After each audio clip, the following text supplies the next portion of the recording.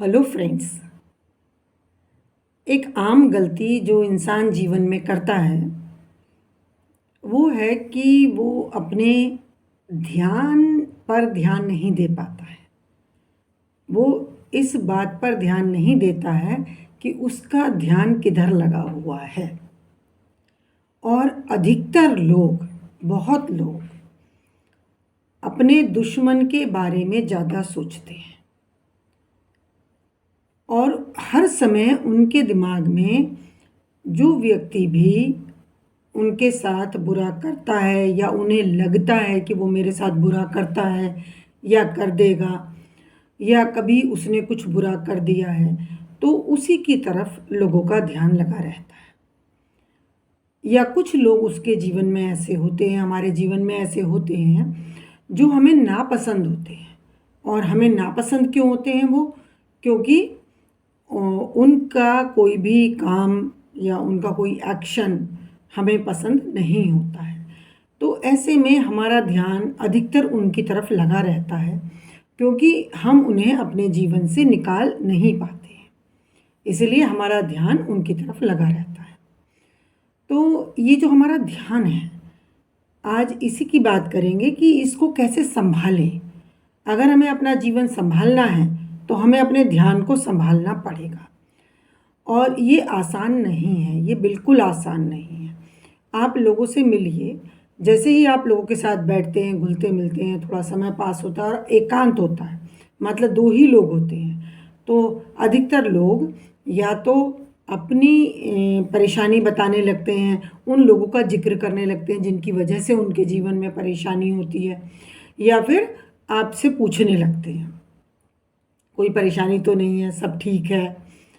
और हम भी क्या होता है कि हम भी ढूंढ रहे होते हैं कि कोई हमें मिले जिससे हम अकेले में अपने मन की बात कह सकें। तो जब हम किसी से ये बातें कहते हैं, बातें क्या कहते हैं? बातें यही कहते हैं कि हमें किस किस से क्या क्या परेशानियां हैं। और वो हम क्यों कहते हैं? क्योंकि हम उस बात से लगातार बहुत परेशान हो रहे होते हैं। तो ये तो मैं बताऊंगी कि इस चीज़ से कैसे बचना है और इसका क्या क्या नुकसान है, ये भी हम डिस्कस करेंगे। और ये आप खुद ऑब्ज़र्व करिए कि ये पैटर्न बहुत ज़्यादा होता है सोसाइटी में, और यही कारण है घर घर में झगड़ों का। बॉस, कई बार तो किसी किसी का अपने बॉस के बारे में ही चलता रहता है, और जैसे ही उसी लेवल के या उससे ऊपर नीचे के लेवल के 2-3 एम्प्लॉय, 4-5 एम्प्लॉयज़ मिलते हैं तो वो बॉस की बात करना शुरू कर देते हैं, क्योंकि उन्हें बॉस की वजह से कुछ ना कुछ परेशानियाँ हो रही होती हैं। लेकिन इसमें से कुछ लोग ऐसे होते हैं जो ये बात करना या सुनना ज़्यादा पसंद नहीं करते हैं। तो जब ऐसे लोग ग्रुप में फंसते हैं तो वो चुपचाप सुनते रहते हैं, हाँ हाँ करते रहते हैं, और कभी कभी बॉस की तरफदारी भी कर देते हैं। और इस तरह से उनका व्यवहार, उनका एटीट्यूड उन्हें ग्रुप से बाहर कर देता है। लोग समझ जाते हैं कि ये बॉस की बुराई करने में इंटरेस्टेड नहीं है, तो वो फिर उससे ज़्यादा उस तरह की बात नहीं करते हैं, क्योंकि उन्हें डर होता है कहीं ये जाके बॉस को ना बता दे। चलिए, ये तो एक अलग बात हो गई। लेकिन जो उस तरह के लोग हैं, वो भी एक, देखिए चीज़ें इतनी सिंपल नहीं होती हैं। ये जो मैटर है काफ़ी कॉम्प्लिकेटेड होते हैं। मान लीजिए वो जो एक इंसान है जो बॉस की बुराई में लिप्त नहीं है, वो नहीं करना चाह रहा है, तो ये ज़रूरी नहीं कि वो अच्छा ही इंसान है। ये भी हो सकता है कि बॉस वास्तव में गलत है, वो औरों के साथ में बुरा करता है, लेकिन इन्होंने कुछ चापलूसी करके, कुछ तरकीबें लड़ा करके बॉस को अपने फेवर में कर लिया है, और ये बॉस के ही बंदे हैं और ये बॉस का साथ दे रहे हैं। तो एक तरह से ये भी हो सकता है कि ये बुराई का साथ दे रहे हैं। तो बुराई का साथ देके तो फिर बुरा ही बनना है, अंत तो बुरा ही होना है, ये भी एक बात है। एक तो हमारा ध्यान जब बुराई की तरफ लगा रहता है तब हम बुरे बनते हैं। जो भी हमारे साथ बुरा करता है, अगर हम हर समय उसके बारे में सोचते हैं, या हर समय हम बुराई की तरफ सोचते हैं, या हम हर समय दूसरों की गलतियां निकालने की सोचते हैं, और वो हम सोचते नहीं है, वो हमारा पैटर्न डेवलप हो जाता है। जैसे क्लास में एक बच्चा होता है, जब टीचर पढ़ा रही होती है तब वो लोग बच्चों की शिकायतें कर रहा होता है, मैम देखिए वो इसको पेपर दे रहा था, मैम वो देखिए उसने ये कर दिया। तो क्या होता है कि उसका ध्यान किधर है उस बच्चे का? उस बच्चे का ध्यान है गलतियाँ निकालने में, मतलब ध्यान गलतियों की तरफ है। ध्यान पढ़ाई की तरफ ना हो करके, अच्छी बातें सीखने की तरफ ना होकर उसका ध्यान गलतियों की तरफ है। ये भी एक बात है। ध्यान दुश्मन की तरफ लगा रहे और वो दुश्मन वास्तव में ही गलत इंसान है, और अगर वो नहीं भी है गलत इंसान तो भी जब हम उसमें गलतियां ढूंढ रहे हैं तो हमारा ध्यान कहाँ है? गलतियों पे। तो जब हमारा ध्यान गलतियों पे होगा तो हम गलती बनते जाते, ये है इम्पोर्टेंट विषय। और देखेंगे कि जो बच्चा हर समय क्लास में शिकायतें करता है तो आखिर में आकर के टीचर भी उससे परेशान हो जाती हैं और उसको ही कई बार डांट देती हैं, और फिर वो और ज़्यादा चिढ़ जाता है कि मैं तो बता रहा था, वो सब गड़बड़ करते हैं, मैं तो बता रहा था और टीचर ने मुझे ही डांट दिया। वो टीचर की भी बुराई करने लगता है। तो वो बुराई पर ध्यान देने से वो बच्चा खुद बुरा बनता जाता है। बुराई की सबसे बड़ी प्रॉब्लम ये है कि बुराई क्या, हमारे ध्यान की क्वालिटी ये है कि जिस तरफ ये लगेगा हम वैसा ही बनना शुरू हो जाते। तो अगर हमारा ध्यान दुश्मन की तरफ लगा हुआ है, जो हमारा दुश्मन है, जिसे हम दुश्मन मान रहे हैं, कभी कभी वो दुश्मन होता नहीं है। अब देखिए मूवी में विलेन का ध्यान हीरो की तरफ लगा रहता है। सारी प्रॉब्लम हर मूवी में हीरो को विलेन ही प्रॉब्लम क्रिएट करता है। तो विलेन का ध्यान हीरो की तरफ लगा रहता है और उसकी जो अच्छाइयाँ होती हैं उसे भी वो गलतियाँ मानता रहता है, और वो खुद अपने आप को कई बार इतनी बुरी हालत में पहुंचा लेता है कि लास्ट में वो जब मर रहा होता है, मतलब एक तरह से तो वो उस तरफ ध्यान लगा के वो अपने आप को ख़त्म ही कर लेता है। लास्ट में विलेन अधिकतर मारा जाता है या उसे जेल हो जाती है, या फिर एक और उपाय हो जाता है कि कई बार फिर उसे अपनी अंतरात्मा से एहसास हो जाता है और वो इस बात पे बहुत पछताता है कि उसने बेकार में ही हीरो को टारगेट किया। वो एक अच्छा इंसान था और इसने उसको उसके पीछे लग के अपना जीवन बर्बाद किया। लेकिन ये एहसास उसे अधिकतर नुकसान होने के बाद ही होता है। एहसास तो होगा लेकिन वो नुकसान होने के बाद एहसास होता है बहुत बार। तो खैर आज विषय ये है कि कहीं हमारा ध्यान दुश्मन पर तो नहीं है, और वो कोई दुश्मन ऐसा नहीं है कि हिंदुस्तान पाकिस्तान का झगड़ा है। वो दुश्मन हमारे घर में भी हो सकते हैं, हमारे हस्बैंड वाइफ का होता है बहुत। अगर नेगेटिविटी होती है तो घर में ही होते हैं दुश्मन, घर में ही हम दुश्मन पाल के बैठ जाते हैं। वो क्योंकि हमारे दिमाग में है कि सामने वाला सिर्फ, और कि अगर वाइफ को लगता है कि भाई शुरू से ही उसे लगता है, उसके दिमागी पैटर्न उसका ऐसा बन गया है कि भाई लड़के चीट करते हैं, उनका अफेयर होता है कहीं ना कहीं, वो वाइफ पे चीट करते हैं, मान लीजिए ये उनका एक थॉट प्रोसेस बन गया है। तो अब उनका जो दिमाग है वो ट्रस्ट नहीं कर रहा है, और यही चीज़ अट्रैक्ट करेगी मिसट्रस्ट को। मतलब अब वो क्या करेंगी कि वो हस्बैंड पे डाउट शुरू कर दिया। तो जो एक ट्रस्ट और प्यार से जो रिलेशनशिप बनना था, और जो रिलेशनशिप प्यार और ट्रस्ट से बनना था, और उससे जो बुराइयां अगर कुछ हो भी रही थी, होने भी वाली थी, वो भी रुक सकती थी। ट्रस्ट और प्यार में बहुत ताकत होती है। अगर वास्तव में भी वो चीट कर रहा था तब भी वाइफ के ट्रस्ट और प्यार की वजह से वो वापस हट सकता है, वहाँ से लौट सकता है। लेकिन अब वो नहीं कर रहा था, वो कोई किसी से उसका अफेयर नहीं था, लेकिन वाइफ डाउट करती है।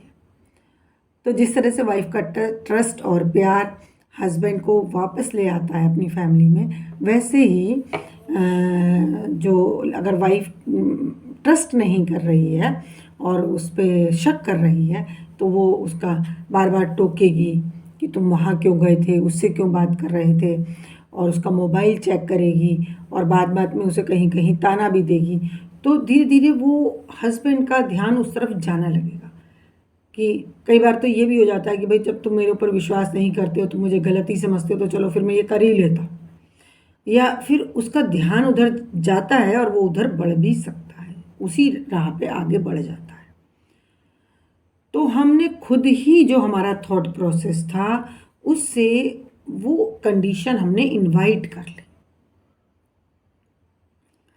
ऐसे ही अगर हम किसी पे ये करते कि ये सोचते हैं कि ये मुझे धोखा दे रहा है, वो तो खैर वही बात हो गई कि और किसी मैटर में भी, या फिर जो फ्रेंड है तो आपको लगता है कि ये मेरा बुरा चाहती है, ये मुझसे जलती है। ये बहुत होता है फ्रेंड्स में कि ये मुझसे जलती है। और जब ये बात ध्यान में आती है कि मुझसे जलती है, मेरी ये थॉट प्रोसेस बन गया कि मुझसे ईर्ष्या करती है। जेठानी दौरानी में ऐसा हो सकता है, भाई बहनों में हो जाता है कि मुझसे जलता है। तो ये वो जलता था या नहीं जलता था, लेकिन अब मेरा भाग्य या मेरा फ्यूचर जो बनेगा मेरी थॉट से बन रहा है, मेरे विचार और मेरे ध्यान से बन रहा है। तो जब मैं ये सोचता हूँ कि ये मेरे से जलता है, तो अब मेरा जो व्यवहार होगा वो उसी के अकॉर्डिंग होगा। अब मैं उससे नॉर्मल अपनेपन वाला व्यवहार नहीं कर पाऊँगा, और मेरा जो व्यवहार होगा वही आगे डिसाइड करेगा कि वो मेरे साथ क्या व्यवहार करेगा। और इस मेरे एक थॉट प्रोसेस की वजह से ये जो मेरा ध्यान बुराई में लगा हुआ है, तो वो मुझे सचमुच में मेरे और उसके बीच में दूरियां पैदा कर देगा, मेरा ध्यान, मेरा विचार। और एक ये होता है कि सचमुच किसी ने हमारे साथ बुराई की है, सचमुच में भी कोई हमें धोखा दे रहा है, कष्ट दे रहा है, कई बार इंसल्ट कर देता है, तो अब हमारा ध्यान उसी तरफ लगा रहता है, क्या करूं, कैसे करूं, ये तो मुझे परेशान करता है, सचमुच बुरा कर रहा है, मैं उसका कुछ कर नहीं सकता, लेकिन वो सचमुच मेरे साथ कुछ ना कुछ बुरा कर देता है। तो जब मेरा ध्यान हर समय उसमें लगा रहता है, तो मैं और ज़्यादा बुराई को इनवाइट करता हूँ और मैं खुद भी बुरा बनता जाता हूँ। हम खुद बुराई बन जाते हैं, हमारा ध्यान ही है जो हमें बना रहा है। अब देखिए, बहुत लोग ऐसे होते हैं कि उनके साथ कोई बुरा भी कर देता है तो वो उसे एक तरफ करके, उसे इग्नोर करके और अपने काम में लग जाते हैं। कैसे लग जाते हैं? क्योंकि उन्हें अपने काम में इंटरेस्ट बहुत होता है। उनका ध्यान किधर है? उनका ध्यान अपने काम में है, उनका फोकस अपने काम पर है। तो वो जो बुराई करने वाला होता है वो उसको इग्नोर करके और आगे बढ़ जाते हैं। तो देखिए, वो सक्सेसफुल होते हैं, वो सफल भी होते हैं। किसी ने कोई बुराई कर दी तो उसको वहीं छोड़ करके और वो आगे निकल जाते हैं। तो अगर हमारा ध्यान हर समय हमारे दुश्मनों की तरफ लगा रहता है, और वो भी किस में लगा रहता है? किसी बुराई में। क्योंकि दुश्मन क्यों है कोई हमारा? क्योंकि हमारे दिमाग में उसका व्यवहार कोई बुराई है। ये काफ़ी कॉम्प्लिकेटेड चीज़ है कि एक तो वो सचमुच बुरा है और दूसरा ये कि हम उसको बुरा मान रहे हैं। वो हो सकता है वो बुरा ना हो। जैसे विलेन हीरो को बुरा मानता है, तभी तो उसके पीछे लगा रहता है, तभी तो उसे नुकसान पहुंचाने की कोशिश करता रहता है। लेकिन हीरो जो होता है वो अपनी अच्छाई नहीं छोड़ता है,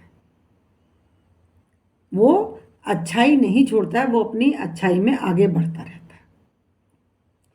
तो अब ये आता है कि इससे क्या होता है? जैसे गांधी जी ने कहा था, बुरा मत देखो, बुरा मत कहो, बुरा मत सुनो। क्यों? क्योंकि जब हम बुरा देखते हैं, बुरा कहते हैं या बुरा सुनते हैं तो हम बुरा बनते हैं। हमारा ध्यान, हमारा फोकस बुराई में चला जाता है। सबसे बड़ा नुकसान इसका जो ये है कि हम बुरा बनते हैं। अब देखिए, अगर वो क्लास में बच्चा किसी को पेपर दे रहा था या टीचर की बात नहीं सुन रहा था या किसी और सब्जेक्ट का काम कर रहा था, तो हमने उसकी शिकायत करके, हमने उसके इस काम को कि ये किसी और सब्जेक्ट का काम कर रहा है, तो हमने इस बात को बुरा मानते हुए हमने टीचर से शिकायत की, तो हमारा ध्यान बुराई की तरफ गया, गलती की तरफ गया, और धीरे धीरे करके टीचर उस बच्चे का तो पता नहीं, बट आपको बुरा समझने लगेगी। और आपका जो ये पैटर्न है दूसरों की गलतियां ढूंढ के बताने का, बस आप जीवन इसी में लगा देंगे।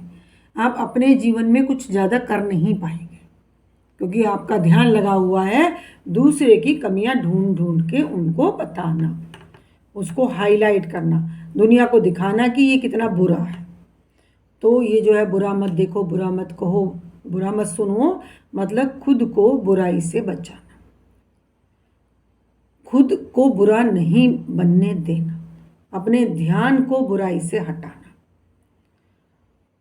तो वो बच्चा इतना बुरा नहीं कर रहा था, अगर कोई दूसरे सब्जेक्ट का काम भी कर रहा था, हो सकता है वो टीचर की बात भी सुन रहा हो और काम भी कर रहा हो। चलो करना तो नहीं चाहिए, लेकिन अगर वो कर भी रहा था तो वो इतना बुरा नहीं कर रहा था जितना आप भी टीचर की बात नहीं सुन रहे हैं। आप यही देख रहे हैं चारों तरफ कि कौन क्या कर रहा है और फिर उसकी शिकायत कर रहे हैं। तो ना तो आप टीचर की बात सुन रहे हैं और ना टीचर को पढ़ाने दे रहे हैं, आप डिस्टर्ब कर रहे हैं। तो वो डिस्टर्बेंस आपकी लाइफ में लौट के आता है। तो इस तरीके से जो हमारा ध्यान बुराई में लगा रहता है या दुश्मन में लगा रहता है, तो वो आखिर में आकर के हमें बुरा बनाकर ही छोड़ता है और हम लाइफ में कुछ ज़्यादा कर नहीं पाते। तो अब ये और अगर जब हम जाकर लोगों को ये बातें बताते हैं तो अधिकतर लोग, बहुत लोग हमारी बात में इंटरेस्ट नहीं लेते हैं और कई बार लोग हमें कह भी देते हैं कि भाई तुझे क्या मतलब है, तू क्यों ध्यान देता है, तू अपना काम कर। तो हमें वो इंसान बड़ा बुरा लगता है। हम जब, क्योंकि देखिए थॉट प्रोसेस बहुत स्ट्रॉन्ग है, ये जो विचार का जो प्रोसेस है ना, जो ध्यान जिधर लग गया ना, फिर उधर से हटना बड़ा मुश्किल है। कई बार बच्चे फ़ोन में पॉर्न मूवीज़ देखना शुरू कर देते हैं, तो दिन भर वो कुछ भी करते रहते हैं बट उनका ध्यान वहीं लगा रहता है और लौट के आकर के वो जब मौका मिलता है वही साइट्स खोल के देखते हैं। ध्यान बहुत ही स्ट्रॉन्ग होता है, इससे निकलना बहुत मुश्किल काम है। और यही होता है कि इंसान बुराई में बढ़ता चला जाता है, वो किसी भी एक चीज़ में इतना बढ़ जाता है कि फिर वो कुछ और नहीं करता है, कुछ और कर ही नहीं पाता है, इतना ज़्यादा। तो आप अपने चारों तरफ देखिए लोगों को कि जब बैठेंगे, जब किसी न किसी की बुराइयां शुरू कर देंगे, तो जब वो बुराई जितना बोल रहे हैं आपको बर्दाश्त नहीं हो रहा, तो समझिए वो उस बुराई को 24 घंटे जी रहे, वो पूरे समय वही जी रहे हैं, वही बन रहे हैं, खुद वही बन रहे हैं और कुछ नहीं कर रहे हैं। अब इसमें करना क्या है? देखिए बुराई अगर है भी तो अगर हम उसे ध्यान नहीं देंगे तो हम खुद को बचा पाएंगे। लेकिन आजकल तो लोग क्या करते हैं, छुप के सुनते हैं, वीडियो बनाते हैं, हिडन कैमरास लगा देते हैं। इवन कई बार ये भी होता है कि हस्बैंड वाइफ एक दूसरे को चीट भी कर रहे होते हैं। यहाँ एक मैटर में लाती हूँ, तो इसमें कैसे हम, अब अगर हमें नहीं पता, हम ध्यान नहीं दे रहे हैं, हम उसे आप सच्चा मान रहे हैं, हम अपने काम में लगे रहते हैं, तो क्या होता है कि कुछ समय के बाद कई बार, बहुत बार, अधिकतर बार लोगों को, चाहे वो हस्बैंड या वाइफ है जो चीट कर रहा है या जिसका ध्यान भटक रहा है, वो उसे एहसास हो जाता है कि वो गलती पे है और वो लौट आता है। तो ऐसे में अगर हमने उस पर शक नहीं किया था और हमारा ध्यान उधर नहीं गया था, तब भी हमारी रिलेशनशिप, हमारी फैमिली बची रहती। वो चीट करके वापस आ गया। अब कई बार लोग इसी बात को पकड़ लेते हैं कि भाई मैंने देख लिया, ये चीट कर रहा था, अब तो मेरा इससे कोई मतलब नहीं। देखिए चीट भी अगर कोई कर रहा था तो उसके मन की कोई कंडीशन होगी, कोई अट्रैक्शन उसे ऐसा हुआ होगा कि उसका ध्यान भटक गया। तो जैसे ही उसका ध्यान भटका, आपको पता चल गया, आपने रिश्ता ख़त्म कर लिया। तो एक तरीके से आपने, जब उसको आपकी बहुत ज़रूरत थी, जब आपको उसे संभालना था, ऐसी कंडीशन में आपने उसे छोड़ दिया। और बहुत बार ऐसा होता है कि आपने तो उसे छोड़ दिया और दूसरा भी उसे छोड़ के चला गया और वो बहुत पैथेटिक कंडीशन में आ जाता है। तब कहते हैं देखिए उसने साथ दिया क्या।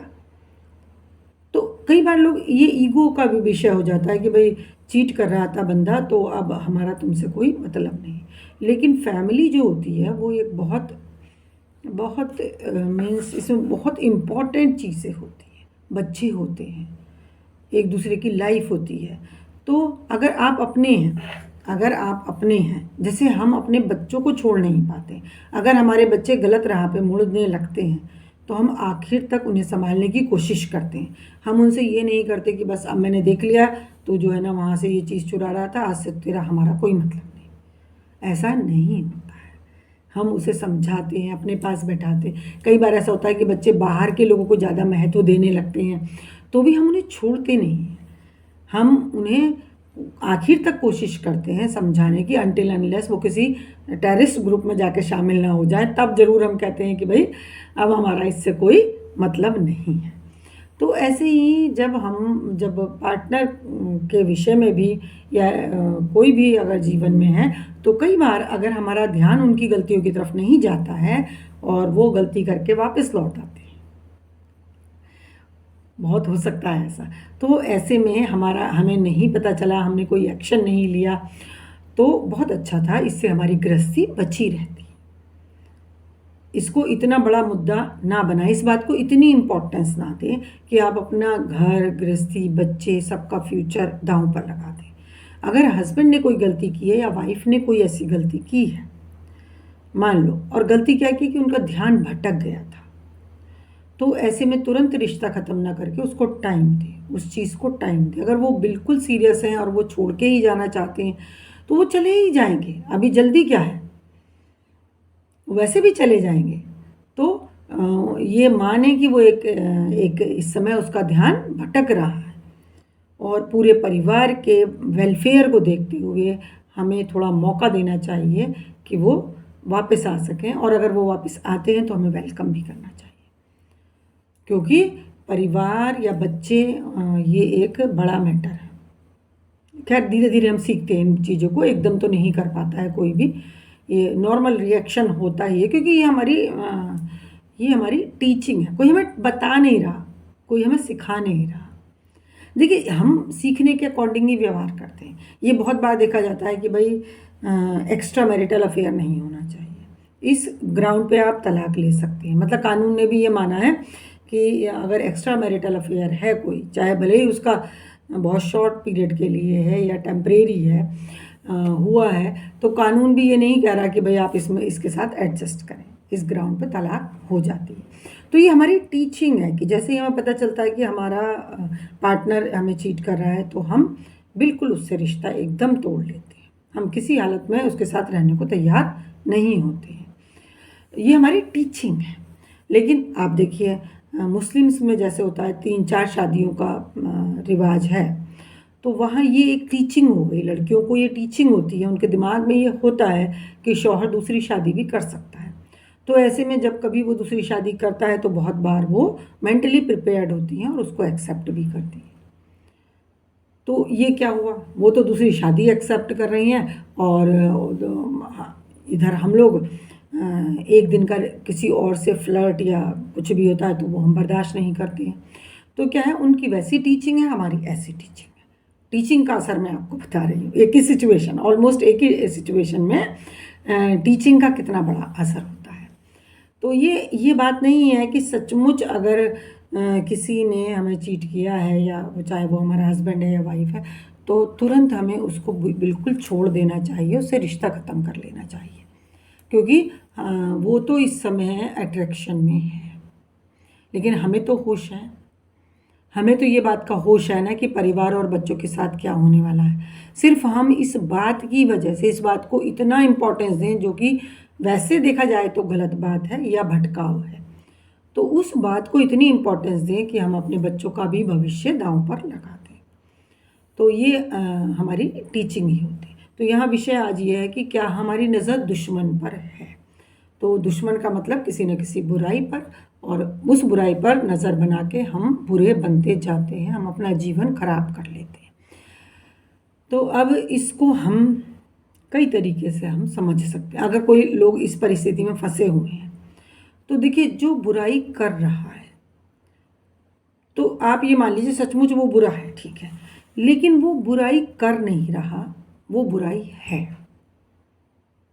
मान लीजिए वो आपसे जलता है, ईर्ष्या करती है, आपकी फ्रेंड है वो आपसे ईर्ष्या करती है, आपकी बहन है वो आपसे ईर्ष्या करती है, तो आप इस बात को हर समय उससे नफ़रत करने लगते हैं। वो आपसे ईर्ष्या करती है, आप उससे नफ़रत करना शुरू कर देते हैं। चीज़ें और ख़राब हो गई। अब ये बात पे रह कर के आप घर में हर समय इस बात को हाईलाइट करना, मम्मी को बोलना, किसी और को बोलना, उससे व्यवहार ख़राब करना, तो वो ईर्ष्या कर नहीं रही है। ये भी एक बहुत इम्पोर्टेंट बात है। वो ईर्ष्या उसके अंदर है और जब है तो वही निकलेगी। ऐसे ही जब आपके अंदर नफ़रत होती है तो वही निकलती है। आप नफ़रत कर नहीं रहे होते। यहाँ अगर हम समझ सकें तो हम ऐसे लोगों को बहुत अच्छे से बेटर तरीके से डील कर सकते हैं कि वो मुझसे ईर्ष्या कर नहीं रहा है, वो मुझसे नफ़रत कर नहीं रहा है। ये उसके हाथ में नहीं, ये उसके अंदर थॉट प्रोसेस ऐसा बन चुका है कि वो नफ़रत है, वो खुद नफ़रत है, वो खुद ईर्ष्या है। अब अगर हमारे अंदर अभी हमने कुछ खाया है, मान लीजिए हमने इलायची खाई है, तो हमारे मुंह से इलायची की ही खुशबू या बदबू आने वाली है। अब किसी को वो बहुत बुरी लगती है। जैसे कुछ लोग गुड़ खाते हैं और गुड़ खाने के बाद उनके मुंह में से गुड़ की थोड़ी स्मेल आती है। प्याज लहसुन खाते हैं तो उसकी स्मेल आती है। तो किसी किसी को वो खुशबू लगती है, किसी किसी को वो बदबू लगती है। तो ये वो कर नहीं रहा कि भाई तू ये बदबू क्यों फेंक रहा है, ये मेरे पास आने पर ही ये बदबू फेंकता है। वो बदबू फेंक नहीं रहा, वो उसके अंदर से निकल रही है, वो उसके अंदर है। तो ये चीज़ भी समझनी बहुत ज़रूरी है। ये जो आपसे ईर्ष्या कर रहा है, जो आपको परेशान कर रहा है, तो जो वो परेशान कर रहा है वो परेशान कर नहीं रहा है, ये उसके अंदर ये टेंडेंसी है और वो निकल रही है। जैसे लोगों के अंदर आदत हो जाती है कि वो जो भी उनके कांटेक्ट में आता है उसके लिए कोई ना कोई परेशानी पैदा करते हैं और मज़ा लेते हैं, उन्हें खुशी होती है इस बात से। जैसे आप जाएंगे बॉस से कि साइन कर दीजिए सर, एप्लीकेशन छुट्टी लेनी है, तो वो जल्दी से हाँ नहीं करेंगे, वो उल्टा सीधा भी कई बार बोल देते हैं, मुंह बनाते हैं और बिहेव बैडली करते हैं। तो अब हम इस बात पे बहुत गुस्सा होते हैं। देखिए हमारा विषय यही है कि हम खुद को कैसे बचाएं। तो अब वो हम ये मानते कि इसने मेरे साथ बुरा व्यवहार करा है, जबकि उसका थॉट प्रोसेस ही वो है, उसका बिहेवियर ही वो है, वो अंदर से वैसा ही है, उसे जीवन ने वैसा ही बना दिया है, वो वैसा ही बन चुका है।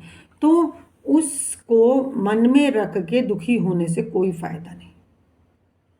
ये समझो कि ये वो वैसा बन चुका है, उसके ऊपर दया करो, उसके लिए प्रेयर करो। ऐसे करने से क्या हुआ, उसे माफ़ करो कि इसे पता नहीं है मैं क्या कर रहा हूँ, मतलब छुट्टी तो मुझे चाहिए तो चाहिए, अब मेरा कोई घर में इमरजेंसी है तो इसमें तुम मुझे खुशी खुशी छुट्टी दे दो तो अच्छी बात है। अब तुम मुझे इल मैनर्ड शो कर रहे हो तो भी मैं जाऊंगा ही, मेरा मन थोड़ा तकलीफ़ में आएगा, लेकिन मुझे क्या करना है, मुझे ये बात पकड़ के बैठनी नहीं है। वो मेरी इंसल्ट नहीं कर रहा, वो खुद की इंसल्ट कर रहा है, वो खुद का बुरा व्यवहार दिखा रहा है। देखिए अगर वहाँ प्रिंसिपल की सीट पे मान लीजिए मेरा बच्चा है या मेरी मदर है, मेरी मदर अगर ऐसा करती है किसी टीचर के साथ, तो मैं, ये हो सकता है मैं भी ऐसा ही मानता हूँ, मैं भी, मेरे अंदर भी वही भरा हुआ है जो मेरी मदर के अंदर है, तो कोई नहीं, मैं इसको सही मानूंगा और मैं भी ऐसा ही करूँगा। लेकिन मान लीजिए मैं ऐसा नहीं हूँ, तो क्या मैं मदर से वही फीलिंग डेवलप कर लूँगा जो वो टीचर करेगी।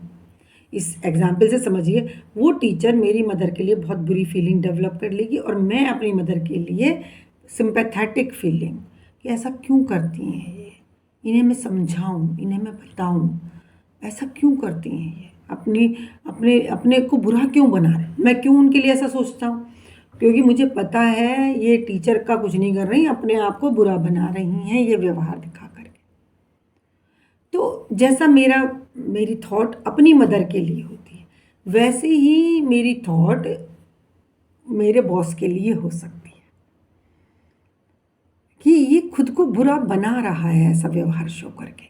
ये एक थोड़ा सा अलग आ गया, बट ये बहुत गहरी बात है कि जो लोग बुराई करते हैं, हमारे साथ भी बुरा करते हैं, तो वो वास्तव में कर नहीं रहे होते हैं, उनसे वैसा हो रहा होता है।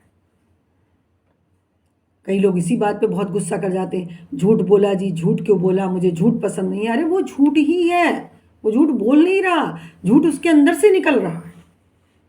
झूठ बोलने वाले को तो पता भी नहीं होता कि मैं झूठ बोल गया, वो बोलता ही झूठ है।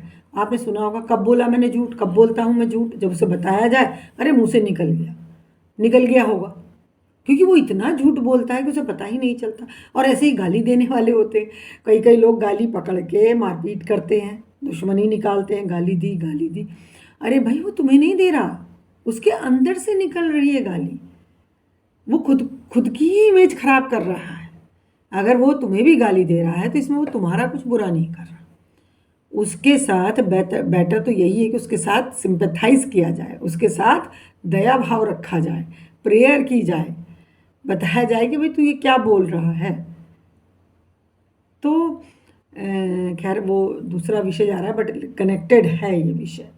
तो हमें ध्यान, अब बात आती है कि ये तो चलिए है, और जिनका ध्यान बुराई की तरफ लगा होता है, कुछ भी कह लो, अगर आप उन्हें समझाओगे तो वो आपसे लड़ जाएंगे, या आपसे रिश्ता ख़त्म कर लेंगे, या आपसे दूरी बना लेंगे, लेकिन वो उस बात को छोड़ नहीं पाते। जिनका ध्यान बुराई में लगा रहता है या दुश्मनों में लगा रहता है, तो अपने ध्यान को कहाँ लगाएं, ये विषय, और पूरा चैनल इसी बात पे है कि हमें ध्यान को ईश्वर में लगाना है। हमारा ध्यान बुराई से कब हटेगा, कब हम लोगों को माफ़ कर पाएंगे, कब जब वो हमें गालियाँ दे रहे हैं तो हम उनके ऊपर दया कर पाएंगे, कि हंस पाएंगे, भाई कर क्या रहा है, अपनी इमेज खराब कर रहा है, मेरा कुछ नहीं बिगड़ रहा उन गालियों से, उसकी ही इमेज खराब हो रही है। तो वो क्यों कर रहा है अपनी इमेज खराब, क्योंकि उसके अंदर गालियाँ भरी पड़ी हैं, वो जो भरा है वही तो निकलेगा। किसी बर्तन में से क्या छलकेगा बाहर, जो उसके अंदर भरा हुआ है। दूध है तो दूध, जहर है तो जहर, तो इसमें बर्तन की गलती थोड़ी है, भरा क्या गया है उसके अंदर, ये है बात। तो ध्यान कहाँ लगाएं, ध्यान ईश्वर की तरफ लगाएं। रोज बैठ जाएं, चाहे आप कितने भी सुखी हैं, आपको कोई ज़रूरत नहीं है कुछ और करने की, आप मस्त हैं, मज़े में, फिर भी आपको कल का नहीं पता कल आपके साथ क्या हो। तो और आपको ये भी नहीं पता कि जो आप मस्त हैं या मज़े में हैं, इससे भी कोई बेहतर चीज़ हो सकती है, ये बात आपको नहीं पता है। जिसे आप मज़ा मान रहे हैं, क्या वास्तव में वो मज़ा है भी? बहुत लोग सोचते हैं मैं बड़ा मज़े में हूँ, शराबी सोचता है मैं बड़ा मज़े में हूँ, शराब मिल जाए बस मस्त हूँ। पॉर्न मूवीज़ देखने वाला सोचता है मैं बड़े मज़े में हूँ, उसे नहीं पता वो अपनी मेंटल और फिज़िकल हेल्थ को कितना ख़राब कर रहा है। तो मज़ा, आपका जीवन आनंद में है, ये भी पता नहीं वास्तव में वो आनंद वास्तविक है या कोई एडिक्शन है। तो हमारा थोड़ा सा 5 मिनट से शुरू करें, ध्यान ईश्वर में लगाएं, ईश्वर को बुलाएं। अभी बैठ जाएं, मौका है तो अभी बैठ जाएं, आंखें बंद नहीं कर सकते किसी वजह से तो खुली आंखों से सोच लें, ईश्वरीय एनर्जी मेरे अंदर आ रही है, और जो भी मेरे अंदर भरा हुआ है वो बाहर जा रहा है। जो मेरे अंदर जीवन से भर गया है वही मेरा थॉट प्रोसेस डिसाइड करता है, वही मेरा ध्यान बुराई से हटने नहीं देता है, वही मेरा ध्यान दुश्मन से हटने नहीं देता है, वही मेरा ध्यान शिकायतों से हटने नहीं देता है। तो वो सब जो मेरे अंदर भरा हुआ है वो बाहर जा रहा है, और ईश्वरीय एनर्जी मेरे अंदर आ रही है। ऐसा शुरू करें, और ये मेरा टेस्टेड है, ये मैं ऐसे ही नहीं कह रही हूँ, मैं रामचंद्र मिशन की अभ्यासी हूँ, हार्टफुलनेस सिस्टम कहलाता है वो, अब मोर देन 200 कंट्रीज़ में ये काम कर रहा है, हर भाषा हर धर्म के लोग इसमें इन्वॉल्व हैं। इसकी एक बड़ी अच्छी बात है कि इसमें धर्म नहीं बदलना। अधिकतर क्या होता है कि अगर हमें कई बार अच्छा लगता है, मान लीजिए मैं हिंदू हूँ और मैं किसी मुस्लिम के कांटेक्ट में आती हूँ, मैं उनका सिस्टम देखती हूँ, तो अगर मैं उनके सिस्टम को फॉलो करना चाहती हूँ तो मुझे पहले अपना धर्म बदलना पड़ेगा।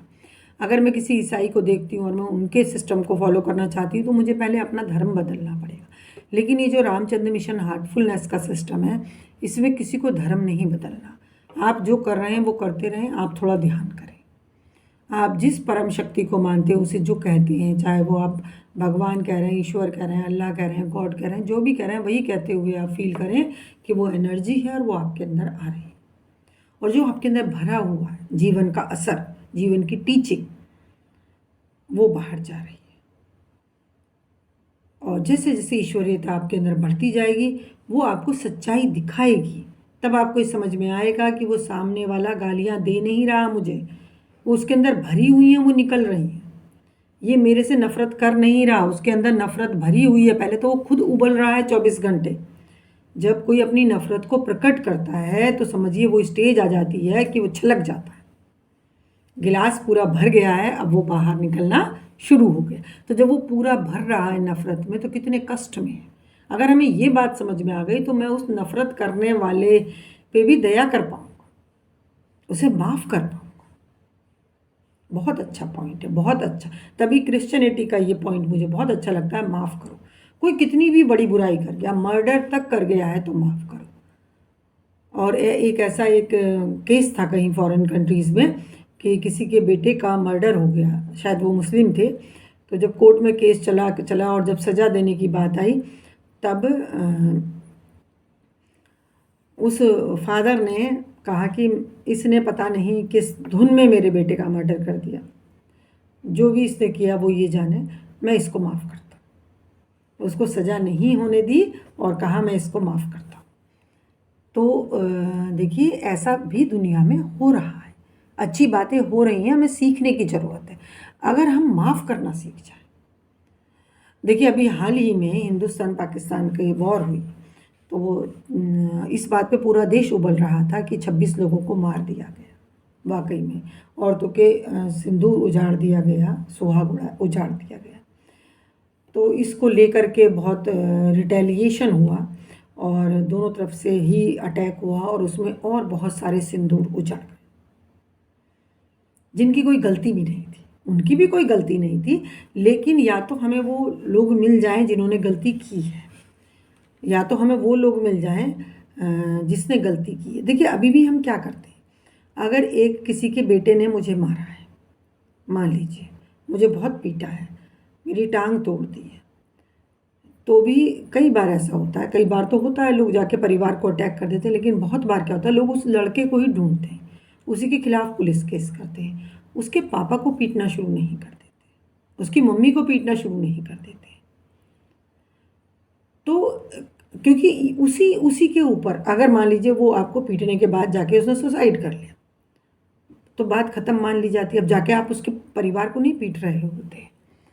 तो ये चीज़ हमें समझिए, अगर वहाँ माफ़ कर दिया जाए, उन्होंने तो जो कर्म किया, अपने बुरे कर्म बनाए हैं, अगर ईश्वर में विश्वास है तो वो कहीं ना कहीं बैलेंस बनाता है। हमें नहीं पता कि हमारे साथ जो बुरा हुआ, क्या पता हमने किसी के साथ पहले किया हो। तो दो तरीके, या तो बदला लें या माफ़ करें। माफ़ करना बेहतर है बदला लेने से। बदला लेने में हम गलतियाँ कर सकते हैं, बदला लेने में हम गलतियाँ कर सकते हैं। हो सकता है किसी के साथ हमने पहले पिछले जन्मों में कोई बुराई करी हो, उसका फल हमें लौट कर आ रहा है, तो ऐसे में बदला लेके हम फिर गलती करते हैं, फिर उसका फल हमें आता है। और ऐसा पहले होता रहता था, दो परिवारों में दुश्मनी बन जाती थी, जिसका मौका लगा वो दूसरे परिवार के लोगों को मार दिया करता था, और ये दुश्मनी पीढ़ियों दर पीढ़ियों चलती चली जाती थी। डाकुओं तक को माफ़ किया हमारी सरकार ने। जब डाकू बहुत थे पहले, तो एक बार ये वो बहुत परेशान करते थे डाकू, जो डाकू बन गए 10-15 भी अगर डाकू हैं, उनका ग्रुप है, तो देश में यही बहुत बड़ी समस्या थी। पहले टेररिस्ट नहीं होते थे, डाकू हुआ करते थे। तो एक बार सरकार ने ये अभियान चलाया कि भाई डाकू चाहें तो अपने आप को सरेंडर करें, सरेंडर करेंगे, उनकी सज़ा कम की जाएगी, उन्हें माफ़ किया जाएगा, उनको दोबारा से बसाने की कोशिश की जाएगी। और ऐसा फिर बहुत से डाकुओं ने किया, क्योंकि पहले क्या होता था, भाई डाकू पकड़ा गया, उसने मर्डर किए हैं, तो सीधा उसको गोली मारेंगे या उसे फांसी पे लटकाएंगे। माफ़ी थी नहीं, तो डाकू लोग कोई सरेंडर करते नहीं थे और वो अपने उसी काम में लगे रहते थे। लेकिन जब उन्हें अवसर दिया गया तो उन्हें माफ़ किया गया, तो कम से कम और अपराध होने से बचे, माफ़ कर। तो आज हम क्या सीख रहे हैं इस वीडियो में कि कहीं एक तो हमारा ध्यान कहाँ लगाना है। पहली बात, ध्यान ईश्वर में लगाना शुरू करें, ईश्वर से ईश्वर को ही मांगें। जब वो एनर्जी आपके अंदर बढ़ेगी तभी आपके अंदर का बैलेंस बनेगा। तो ईश्वरीय एनर्जी मेरे अंदर बढ़ रही है और जो भी इकट्ठा है फालतू वो बाहर जा रहा है, ये ऐसा सोच लें। यही इम्पोर्टेंट बात है। और बाकी तो बहुत अच्छी बातें इस वीडियो में निकल के आई हैं, उसको फिर से सुने, समझे, नहीं समझ आ रहा है, नहीं एग्री कर रहे हैं तो उसको फिर सुने, तब आप समझ पाएंगे। और नहीं तो ध्यान शुरू कर दिए। आप माफ़ नहीं कर पा रहे हैं, मत माफ़ करिए। आप झूठ बोलना नहीं छोड़ पा रहे हैं, आप ईर्ष्या करना नहीं छोड़ पा रहे हैं, आप नफ़रत करना नहीं छोड़ पा रहे हैं, आप वो मत छोड़िए। आप अभी ध्यान शुरू करिए, ईश्वर का ध्यान। वो आ रहा है और ठोसता बाहर जा रही है। जो भी इकट्ठा है, जिससे जो बाहर निकल रहा है बदबू, वो बाहर जा रही है। मिलती हूँ अगली वीडियो में। Please like, subscribe, comment, share, bell icon भी दबा दें। Thank you friends.